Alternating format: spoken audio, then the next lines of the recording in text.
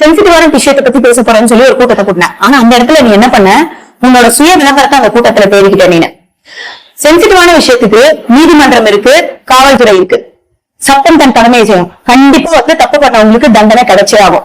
உங்க துணை முதலமைச்சர் வெண்ணாங்கன் கூப்பிட்டு உனக்கு என்ன தகுதி முதல்ல இருக்கு? சரி, நான் இப்ப உனக்கு ஒரு சவால் விடுறேன். எந்த மாதிரி இருக்க அடிப்படை தொண்டர்கள் கிட்ட உன்னோட கட்சி தலைவர் வண்ணான்மன் வரட்டும், நாங்க எங்க கொள்கையை பத்தி பேசுறோம், நீங்க உங்க கொள்கையை பத்தி பேசுங்க. கொள்கைன்னு ஒண்ணு இருந்தாதான் அதை பத்தி பேச முடியும். கரூர் சம்பவத்தை பத்தி பேசுறதுக்கு உங்களுக்கு எல்லாம் முதல்ல என்ன தகுதி இருக்கு? எங்க சிஎம், துணை முதலமைச்சர், அமைச்சர்கள் எல்லாரும் மடியில கனம் இல்லைன்னு அந்த இடத்துல இருந்து நின்னாங்க. ஆனா உங்களுக்கு மடியில கனம் இருந்தது. உடனே விட்டா ஜூட்டுன்னு சொல்லி 51 உயிர்களை பத்தி கவலைப்படல. உங்க அண்ணன் போய் பனையூர்ல படுத்துட்டாரு. நீர் ட்ரிப்பு போயிட்ட. புஷி எங்க போனாருன்னு தெரியல. முக்கியமான நிர்வாகிகள் எங்க போனீங்கன்னே தெரியல. இன்னைக்கு நீ வந்து அதை பத்தி பேசி என்ன கிரியேட் பண்ண நினைக்கிற? இன்னொன்னு, என்ன பண்ணாலும் திமுக, எதுக்கு எடுத்தாலும் திமுக.